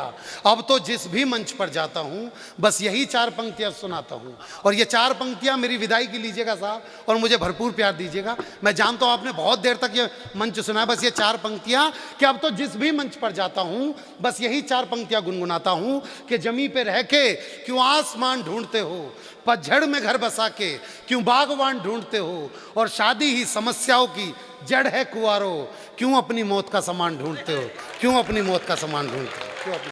तालियां जरा घनीभूत कर लो। तुम एक हाँ उस स्वर को आवाज दूं, लेकिन एक शर्त है, साबिया असर साहब को सुनने के बाद आप जाना मत, क्योंकि हमारे पास 2 धमाकेदार रसगुल्ले बाकी हैं। आनंद नहीं आया तो मुझ पर जुर्माना कर देना। अब 4 मिसरे सुनना और फिर मोहब्बत की गज़लों की राजकुमारी को बुलाता हूँ। ये कहकर देखो ठीक हो तो ताली उठाना कि माल मांगो तो माल देते हैं। साबिया जी सुनना आपको अच्छा लगेगा। माल मांगो तो माल देते हैं, आई आफत को टाल देते हैं, और हम वो दीवाने हैं जो मोहब्बत में कोई मांगे तो कलेजा निकाल देते हैं। उठा लो सब लोग, बजाओ बिना किसी संकोच के बजाओ, हाथ उठा के, ऐसे नहीं। आप तो ऐसे बैठे जैसे मतलब उठावनी में आए हो, कोई बात है यार? सब लोग बजाइएगा एक बार। आए साबिया असर साहब। मैं आप सबको प्रणाम करती हूँ। स्वागतम। काफ़ी देर से इंतज़ार कर रही थी, बहुत देर के बाद इन्होंने मेरा नंबर लगाया है। नहीं, रसगुल्ले बाद में ही खाए जाते हैं भाई साहब, रोटियां पहले। और काफ़ी बातें कर रहे हैं, पता नहीं क्या क्या क्या कहे जा रहे हैं, कहीं रसगुल्ला कह रहे हैं, कहीं कुछ कह रहे हैं, मोहब्बत की भी बात कर रहे हैं। मैं सतीश जी से इतना ही कहूँगी, उसके बाद में अपना काव्य पाठ प्रारंभ करती हूँ। सतीश जी सुनिएगा जी। कि इश्क का रोग मत लगाओ तुम, ये रोग ला इलाज होता है। इश्क का रोग मत लगाओ तुम, ये रोग ला इलाज होता है। और मैं जिस शहर से आई हूँ वहाँ आप जैसे पागलों का इलाज होता है। क्या बात है, स्वागत है दोस्तों। मैंने पहले भी कहा है, तो जो प्रश्न उठाएगी तो मैं हल भी हो सकता हूँ, और पानी तुझे पिलाने वाला मैं नल भी हो सकता हूँ, और तुझे ढूंढते ढूंढते आया हूँ माट गांव तक, अगर मिलेगी मुझे साबिया पागल भी हो सकता हूँ। आप लोग समझ में नहीं आता कि किसकी तरफ से होके तालियां बजाते हैं। भाई पुरुष हैं तो मेरी ही तरफ होंगे, और आपकी तरफ होने का फायदा भी कुछ नहीं है। नहीं, ऐसा कुछ नहीं है। फायदा कराओगी तो आपकी तरफ। ज़रूरी नहीं है कि कोई फ़ायदा हो। आप लोग अगर मुझसे चाहते कि मैं इनकी बात का जवाब दूँ तो एक बार ताली बजा के मुझे इजाज़त दीजिए। देखिए, जो कुछ भी ये कह रहा है, इनकी सूरत देखते जाइए और मेरी ये पंक्तियाँ मैं आप तक पहुँचाती हूँ। सुनिएगा कि सूरत से ये आदमी नहीं अनाड़ी लगता है, सूरत से ये आदमी नहीं अनाड़ी लगता है, किसी कबाड़ी दुकान का कबाड़ा लगता है। बीच बाजार में बैठकर बजा रहा है डमरू, मुझे कभी नहीं भिखारी लगता है। मैं तो ये कहूँगा बातें कड़वी अगर कहूँ तो मत सहिए, पाठ जरा सी आ जाओ तुम दूर जरा भी मत रहिए, और मान भले ही घटा दिया है तुमने आज हमारा जी, हम जी जाएं हमें बेकारी मत कहिए। बहुत कुछ बात कर रहे हैं, बेकारी मत कीजिए, ये मत कीजिए, वो नहीं कीजिए। मैं इनसे क्या कहूँ, काफ़ी बातें ही मेरे लिए कर रहे हैं। तो मैं इनसे सिर्फ इतना ही कहना चाहूँगी, सुनिएगा सतीश जी, कि साहूकार हो तो बैंक से लोन क्यों मांगते हो, साहूकार हो तो बैंक से लोन क्यों मांगते हो, और खच्चर हो तो घोड़े की रेस में क्यों भागते हो, और साफ दिख रहे हैं कब्र की और तुम्हारे कदम, इस उम्र में जवानी को क्यों ताकते हो। मैं ये कहूँगा कि तूने चाहा नहीं, हालात बदल सकते थे, तेरे आंसू मेरी आंखों से निकल सकते थे, तुम तो ठहरे ही रहे झील के पानी की तरह, दरिया बनते तो बहुत दूर निकल सकते थे। ओहो मत करो, आपकी तरफ से अगर इजाज़त हो तो जवाब देती हूँ। ताली बजा के बताते रहोगे तो जवाब दूंगी, वरना बिल्कुल नहीं दूंगी। आपकी तरफ से मैं इनको एक जवाब समर्पित कर देती हूँ। सुनिएगा कि क्यों शब्दों के पत्थर फेंकते हो जनाब, क्यों शब्दों के पत्थर फेंकते हो जनाब, जाने कितनों के सर फूट जाएंगे और अगर मेरे चाहने वाले उठ खड़े हुए तो आपके पसीने छूट जाएंगे। नहीं, मैं तो ये कहता हूं कि नया पाने की चाहत में पुराना छूट जाता है, और तुम्हारा हाथ थामूं तो जमाना रूठ जाता है। और मोहब्बत पढ़ने लिखने में बहुत आसान लगती है, मगर इसको निभाने में पसीना छूट जाता है। देखो, मेरा तो ऐसा कोई ख्याल नहीं है कि इनकी तरफ मोहब्बत की तरफ से ज़रा भी देखूं, क्योंकि ये कहाँ मैं इनकी तरफ मोहब्बत की नज़र से नहीं देख सकती। लेकिन खैर इतना ही कहना चाहूँगी कि अंतिम दिया है झिलमिला रहा है। आहा, अंतिम दिया है झिलमिला रहा है, इस उम्र में भी मोहब्बत के फूल खिला रहा है। और अजब जमाना गए है दोस्तों, एक लंगूर होके शेरनी से नजरें मिला रहा है। वाह, क्या बात कही है, बहुत बहुत भैया। पूरी तैयारी, कसम से कागज पे एक एक जुमला लिख कर लाए। आज देखिए, मैं ये कहूंगा कि जो सोने से मूल्यवान हो उसे नगीना कहते हैं। अबे क्या बात नहीं है, देखो बात वो नहीं होती। मैं यहाँ खड़ी हुई हूँ बगैर कागज के, बगैर किसी उसके, और इनको जो सोने से मूल्यवान हो उसे नगीना कहते हैं, और भू पर उल्टी गंग बहा दे उसे पसीना कहते हैं। और यूं तो लाखों फुगरियां अपने मन में रूपवती, संतों का ईमान डिगा दे उसे हसीना कहते हैं। देखो, फिर आखिरी जवाब दे देती हूँ और उसके बाद चाहती हूँ कि काव्य पाठ करूँ तो ज़्यादा अच्छा रहेगा। एक जवाब और इनको समर्पित करती हूँ, सुनेगा। चाहे चलती रहे तलवार, चाहे चलती रहे तलवार, आरा रब्बा बना बाबा, सच कहूँगी मैं हर बात, आरा रब्बा बना बाबा।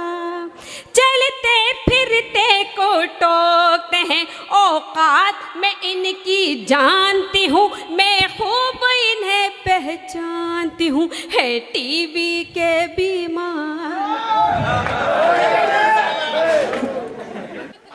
मैं ये कहूँगा, टीबी का बीमार माने बूढ़ा आदमी, तो इतना ही कहेंगे कि छेड़खानी मत करो हम बड़े बूढ़ों से, हम अब भी सुपारी फोड़ देंगे चिकने मजदूरों से। एक और ऐसे ही करते रहो, एक और करके। देखिए, काफ़ी बातें कर रहे हैं। अगर आप चाहेंगे तो मैं जवाब दूंगी, नहीं तो मैं सीधे सीधे अपने गीतों गज़लों से जोड़ना शुरू कर दूंगी। क्या चाहते हो वो बताओ मुझे। देखिए, जो हाँ, बस आखिरी जवाब दे देती हूँ, उसके बाद मैं चाहती हूँ कि मैं काव्य पाठ करूँ तो ज़्यादा अच्छा रहेगा। आप लोग बहुत मस्ती में बैठे हुए हैं, मुझे पता है। ये जो कुछ भी कह रहे हैं तो मैं फिर इनको एक जवाब दे देती हूँ और उसके बाद चाहती हूँ काव्य पाठ करूँ तो ज़्यादा सही रहेगा। जो कुछ भी बोल रहे हैं तो सुनिएगा कि हाँ, ये बेवजह कर रहे शोर है, हाँ ये बेवजह कर रहे शोर हैं।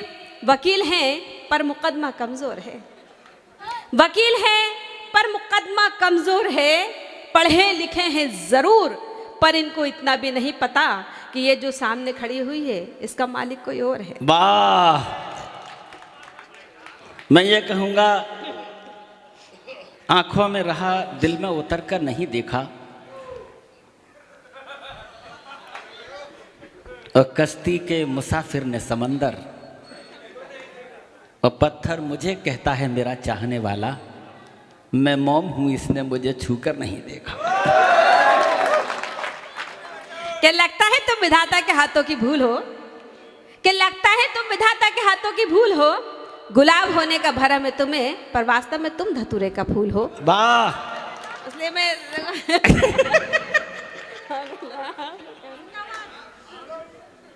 नहीं, अब क्या मार दो जब से यही लगे हुए। मैंने ये कहा, तुम जो पीड़ा दोगी हम उसको सहेंगे, अगर मांग रख दो तो उसको भरेंगे, और अगर राधिका बन के चली जाओ नजदीक, कन्हैया है हम रास लीला करेंगे।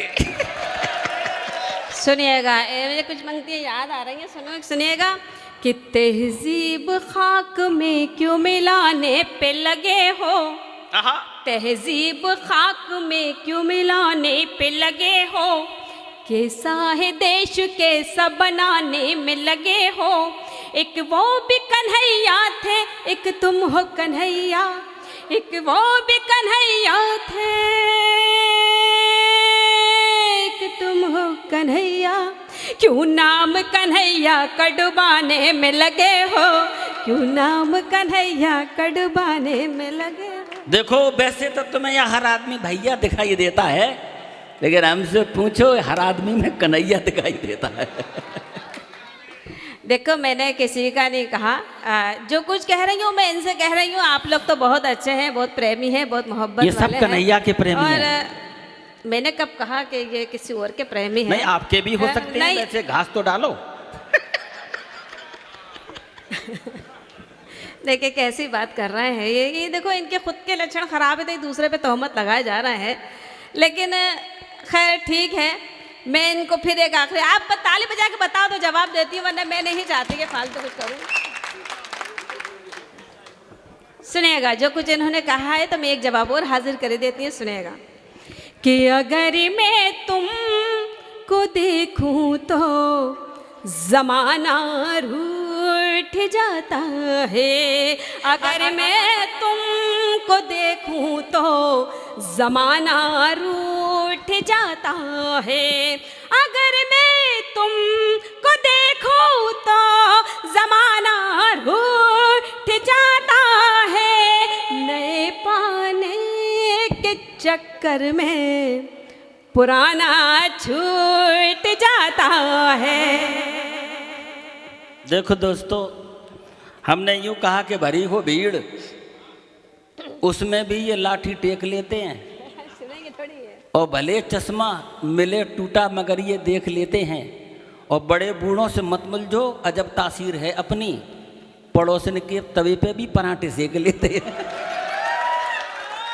देखो देखिए काफ़ी ये माहौल जो है ऐसा ही लगा रहा है, लेकिन मुझे लगता है कि इनको थोड़ी प्यार मोहब्बत की बातें इनसे करना पड़ेंगे, उसके बाद ये खामोशी अख्तियार करेंगे, वरना ये मुझे कुछ पढ़ने नहीं देंगे। मैं फिर 4 पंक्तियाँ इनको समर्पित करती हूँ कि हाँ मैं तुमसे प्यार भी करूँगी, मोहब्बत का इजहार भी करूँगी, हाँ मैं तुमसे प्यार भी करूँगी, मोहब्बत का इजहार भी करूँगी, रक्षाबंधन के दिन घर आना भैया, मैं तुम्हारा इंतज़ार भी करूँगी।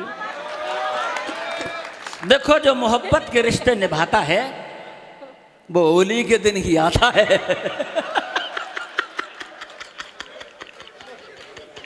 देखो हम कह रहे हैं जिसके आदतें खुद की खराब हो वो उनके बदल नहीं सकता वो आदमी।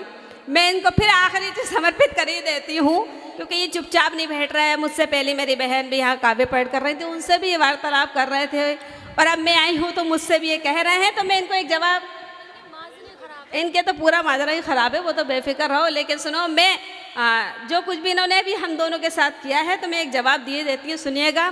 कि हवाएं खुद नहीं चलती, खुदा चलाता है।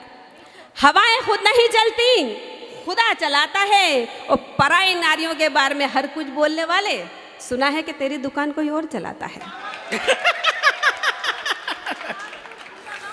प्यार के दिल में मुझको जरा बताती तो, और मेरे घर तक मुझसे मिलने आती तो, और बन के कन्हैया सारे रिश्ते निभा देंगे हम, अगर सुदामा बन के घर तक आती तो। हाँ, अब बहुत अच्छे इन्होंने जुमले इस्तेमाल करे हैं। मैं भी इस तरीके की बहुत प्यार मोहब्बत भरी पंक्तियाँ इनको समर्पित कर देती हूँ, और उसके बाद अपने काव्य पाठ जिसके लिए मुझे यहाँ बुलाया गया है मैं वो हाजिर करती हूँ। इन्होंने जो कुछ भी मुझसे कहा है तो बहुत अच्छे शेर उनको समर्पित करती हूँ। सुनिएगा कि दिल में उल्फत संभाल कर रखना, आप ये इबादत संभाल कर रखना। दिल में उल्फत संभाल कर रखना, आप ये इबादत संभाल कर रखना। लोग नफरत संभाल कर रखते हैं, आप हमारी मोहब्बत संभाल कर रखना। वाह, ये मुलाकातें संभाल के रखना, घात प्रतिघातें संभाल के रखना, रात को 12 बजे काम आएंगी, मेरी बातें संभाल के रखना। मुझे इनकी कोई बातें संभाल के रखने, आप लोग संभाल के रखना जो कुछ इन्होंने कहा है, क्योंकि ये 12 बजे के बाद इनका तो माजरे ख़राब हो जाते हैं। लेकिन आप लोग अपने माजरे ख़राब बिल्कुल नहीं करना। जो आदमी खुद बिगड़ा हुआ हो, जाहिर सी बात है कि दूसरों को बिगाड़ ही देता है। और देखिएगा, मैं आपसे जुड़ना चाहती हूँ, कुछ पंक्तियाँ आपके बीच में हाजिर करती हूँ, सुनेगा। स्वागत है। ये वादा करती हूँ, अच्छा सुनोगे तो अच्छा सुना के जाऊंगी, जैसा चाहते हैं वैसे सुनाते नहीं, वो तो रहूंगी। खूबसूरती सुनिएगा। बता रही है कि आप अच्छा ही सुनाएंगे। नहीं, ऐसा कुछ नहीं है। सुनिएगा, शायरी से जोड़ती हूँ जी। कि बीती हुई बात सुनिएगा कि पत्ती पत्ती गुलाब हो जाए, आहा, उम्र पर भी शबाब आ जाए। क्या कहने। पत्ती पत्ती गुलाब हो जाए, उम्र पर भी शबाब आ जाए, और डाल दूं जो मस्त नजर इस महफिल में, क्या कहने। डाल दूं जो मस्त नजर इस महफिल में, सारा पानी शराब हो जाए। क्या गजब है। ऐसे हो करके मत सुनना। हमारे शायर ने यूं कहा कि पाँव नदी में तेरे कमल मुस्काना भूल गए, लोग हमारी महफिल में भी आना भूल गए, और मदिर मदिर नैनों से जिसको तुमने देख लिया, बड़े बड़े पीने वाले मैं खाना भूल गए। सतीश जी जो ना फुल मूड में है, पता नहीं ये क्या करे। हाँ देखिए, जरा इनकी तो हालत ही खराब हुई जा रही है यहाँ पर। खराब तो नहीं है। अब ये देखो, ये इसी तरीके से भटकते रहते हैं जगह जगह।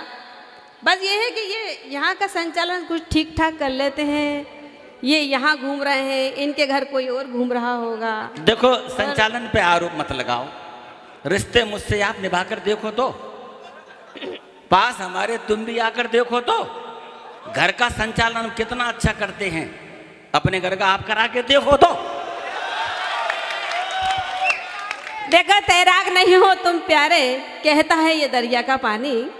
तैराक नहीं हो तुम प्यारे, कहता है दरिया का पानी। जाओगे तो डूब जाओगे, मत जाना गहराई में। ओए गजब है। और सुनिएगा, मैं अब पंक्तियां आपके बीच में हाजिर करती हूँ, और बस मुझे मेरी पंक्तियों पे तालियां बजाते रहना, मैं पंक्तियां आगे बढ़ाती रहूंगी। सुनिएगा। स्वागत है। कि सुनो जी, यूं नहीं जी, यूं नहीं, कुछ मुस्कुरा कर दो। बहुत अच्छे। अगर दिल दे रहे हो तुम, हथेली पर सजा कर दो। आहा। बहुत शोहरत सुनी, चर्चे सुने हैं आपके मैंने, क्या बात है? मगर मुझको यकीन लोगों, जरा ताली बजा कर दो। जिंदाबाद। देखो, मेरी पत्नी मुझसे बोली कि तुम ऊट पटांग कविताएं तो लिख लेती हो, कभी जिंदगी में तुमने ऐसी गजल लिखी है जैसे सतीश मधुप लिखते हैं, जैसे साविया सा लिखती हैं, तुमने कभी जिंदगी में गीत लिखे प्यार के? जब पत्नी ने चैलेंज किया, तुमने सुन, तेरे लिए मैंने एक श्रृंगार का गीत सुना है, लिखा है। बोली सुनाओ। अच्छा दादा, मेरी पत्नी कैसी है, उसका रंग कैसा है? जैसे मेरा पेंट है, श्या काला रंग। तो मैंने कि तू श्रृंगार करके आ, अब मैं श्रृंगार का गीत सुनाता हूँ। अब वो गई श्रृंगार करने, काले शरीर पर लाल साड़ी, लाल ब्लाउज, लाल चप्पल, लाल चूड़ियां, लाल बिंदी, लाल सिंदूर लगाकर बोली, कैसी लग रही हूं? ओ मैंने देखा काले शरीर पर लाल ही लाल। मैंने कहा देवी, तू ऐसी लग रही है जैसे कोयले की खान में आग लग गई है। शाबाश। मैंने कहा दूसरा श्रृंगार करके चल। फिर गई श्रृंगार करने, काले शरीर पर पीली साड़ी, पीला ब्लाउज, पीली चप्पल, पीली चूड़ियां, पीली बिंदी, पीला सिंदूर लगाकर बोली, अब कैसी लग रही हूं? ओ मैंने देखा काले शरीर पर पीला ही पीला। मैंने कहा देवी, अब तू ऐसी लग रही है जैसे सरसों के खेत में भैंस घुस गई है।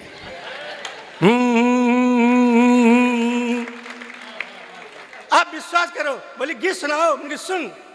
देखें आप कि महाकाली मैया सीतू, वाह। ये श्रृंगार नहीं है, घोर श्रृंगार। घोर श्रृंगार है, वाह। महाकाली मैया सीतू, श्याकाली कढ़ैया सीतू। महाकाली मैया सीतू, श्याकाली कढ़ैया सीतू, बर्र सीतू ततैया सीतू, मरखनी एक गैया सीतू, मरखनी एक गैया सीतू, लेकिन मजबूरी में कहता सोन चिरैया तू, आई लव यू। 2 साल पहले मोदी जी बोले कि भाइयों काले, देखो एक बात बताऊं दादा, संसार में पति का सबसे बड़ा धन उसकी पत्नी होती है, पत्नी से बड़ा कोई धन नहीं होता। अब वो भले ही मेरा काला धन सही, 7 फेरों के बाद मिला काला धन मुझे। 2 साल पहले मोदी जी बोले, भाइयों काले धन को बदल ले जाओ। मैं अपनी लुगाई को लेके पहुंच गया। बदलो मोदी जी बदलो। मोदी जी ने मेरी पत्नी को देखा और मुझसे बोले 50% लगेगा, 50% लगेगा। अब मुझे हंसी आ गई। मोदी बोले क्यों हंस रहा है? मैंने कहा मोदी जी 50 साल की है तो 25 साल की लेके जाऊंगा।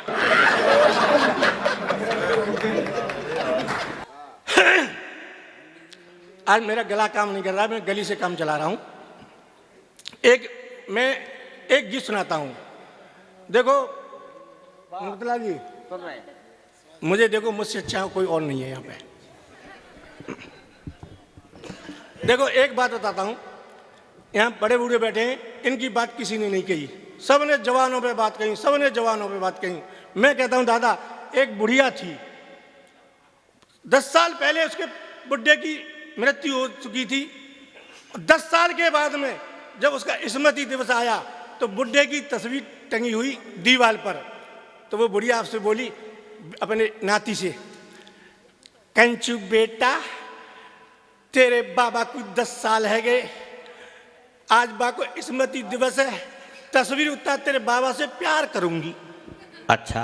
अब कंचू ने बाबा की तस्वीर उतारी, बुढ़िया ने अपना आंचल लिया और बुढ़े का मुंह पूछा, धूल साफ की और बोली, तू तो चलो गोरे, मुंह को छोड़ गयो। अब तो को क्या पता मैं कैसे रहती जा घर में, कितना प्यार कर दो, आजा तेरी चुम्मी लूंगी आजा। और बुढ़िया ने बुढ़े को चूमने के लिए जैसे मुंह किया तस्वीर के सामने, और तस्वीर के पीछे ततैया बैठा था। जैसे ही बुढ़िया ने बुढ़े को चूमा, ततैया ने बुढ़िया की नाक पर डंक मारा। बुढ़िया ने बुढ़े की तस्वीर फेंकी और बोली, मरे गो पर और टपाई नहीं छोड़े तेने। वास्तव में ऐसा प्यार, बुढ़ापे का प्यार अजीब होता है। मैं सच कहता हूं, प्यार प्यार ही होता है। अच्छा देखो, विश्वास नहीं करोगे तो, अच्छा मेरा एक साला है। अच्छा मेरा जो साला है वो हकला है, हकला साला। जैसे ही घर में आया और मुझे देखा तो बोला,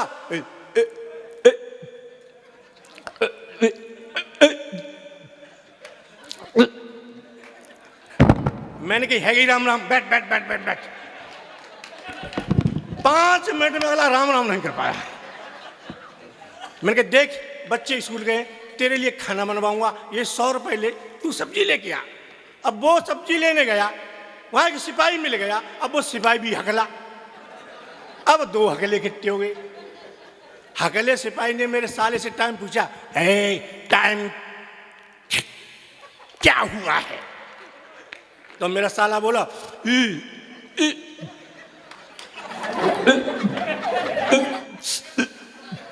पता नहीं है। सिपाही बोला, मेरी नकल कर रहा है, नकल कर रहा है। मेरा साला बोला, तू ही कर रहा है।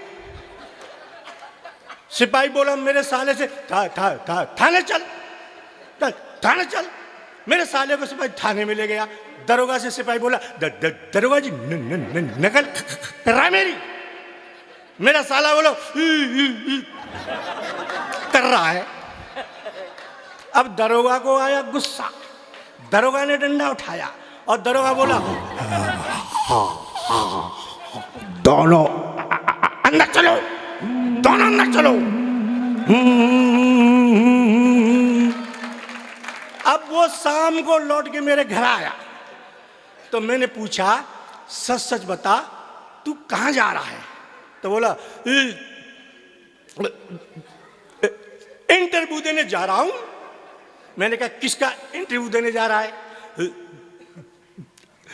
रेलवे में। मैंने कहा रेलवे में किसका इंटरव्यू देगा?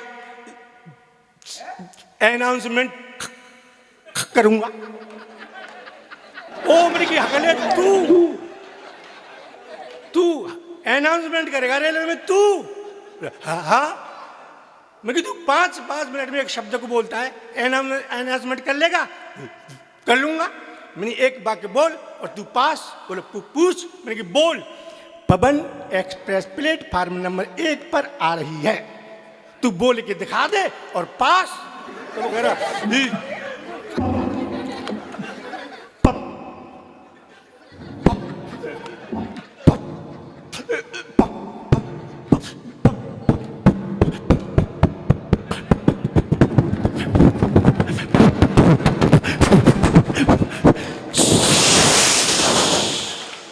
मैंने क्या हुआ रे? गई गई। मैंने कहाँ गई? मथुरा पहुंच गई।